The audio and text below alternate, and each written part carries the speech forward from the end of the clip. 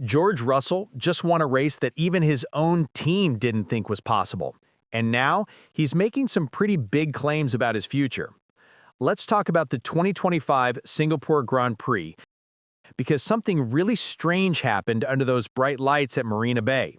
George Russell didn't just win the race, he dominated it from start to finish, leaving everyone scratching their heads and asking the same question: where did that speed come from? Before the race weekend even started, Mercedes thought Singapore would be one of their worst tracks this year.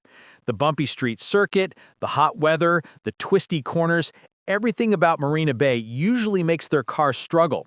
Russell himself said, "If I were to make a list of all the races I thought we could win this year, this would probably be right at the bottom." But something magical happened. Russell grabbed pole position on Saturday, setting the fastest lap ever recorded at the current Singapore track. Then on Sunday, he controlled the entire race, finishing more than 5 seconds ahead of Max Verstappen. It was so unexpected that even Mercedes team boss Toto Wolff admitted, "If you would have told me we were dominating in the way we did today, I would not have believed it." The crazy part? Mercedes still doesn't fully understand why they were so fast. Russell said after the race, "We don't really know where this performance came from." Think about that for a second. A Formula One team with hundreds of engineers and all the data in the world just won a race and they can't explain it. Now, let's rewind to the start of the race because that's where the real drama began. Russell started from pole position on medium tires, while Verstappen right behind him chose soft tires. Russell knew he had to stay ahead at the first corner, and he did exactly that. But behind them, things got messy. Norris started in 5th place, but he had other plans. He charged up the inside and barged his way past his own teammate, Oscar Piastri, at turn 3. He clipped Verstappen's car and then banged into Piastri, pushing him toward the wall. All 3 cars made it through, but Piastri was not happy. Not happy at all. On the team radio, Piastri immediately said, "Are we cool with Lando just barging me out of the way? I mean, that wasn't very team-like, but sure." And that was just the beginning.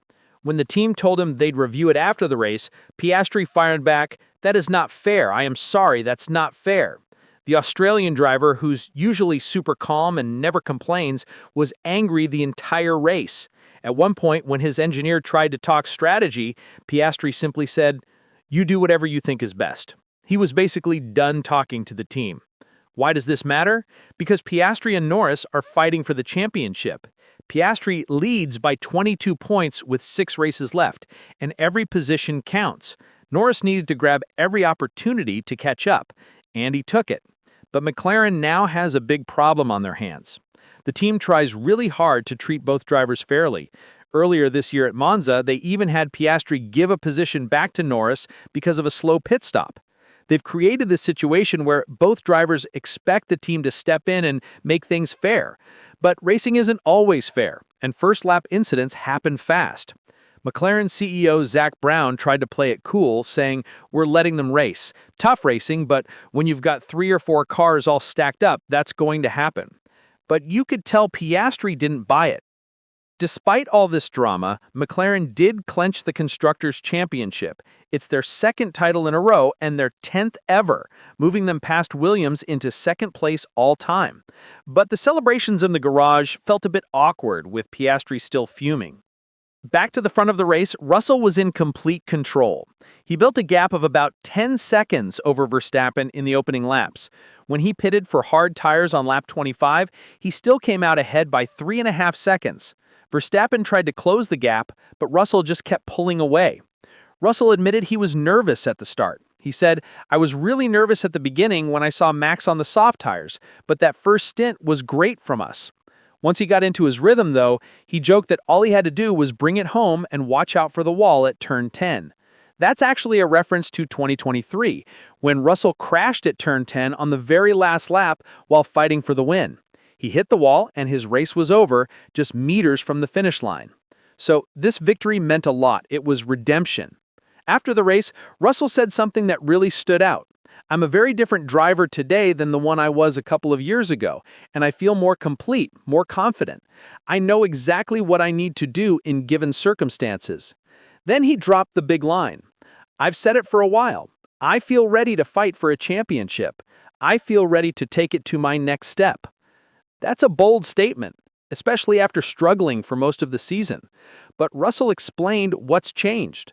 He used to drive tense and push too hard at the wrong times. Now he's more relaxed. Before the race, when it started raining an hour before the start, Russell just thought, it is what it is. It's the same for everybody. There's nothing I can do, so there's no point stressing about it. Toto Wolff backed him up and said Russell has been formidable this year and hasn't made mistakes. When it merges the car being in a perfect space and the driver being on top of things, that becomes the dominant formula, and that is what we've seen here. So, why was Mercedes suddenly so fast? Nobody really knows for sure, but there are some theories. The weather was actually cooler than usual for Singapore. The track was warm but not super hot, which might have helped the tires last longer. The circuit layout is similar to Montreal, where Russell won earlier this year, and Mercedes brought some upgrades to the front wing and floor that seemed to work really well. But here's the problem with Formula One these days. The cars are unpredictable. Wolff said it perfectly. These cars are just a surprise box. McLaren dominated early in the season, then struggled in the last few races. Verstappen won 2 of the last 4, but had no speed in Singapore. Ferrari goes up and down. The margins are tiny, and sometimes what works in computer simulations doesn't work on the actual track. As for the rest of the race, Verstappen held off Norris to finish second, even though his car wasn't fast enough to challenge Russell.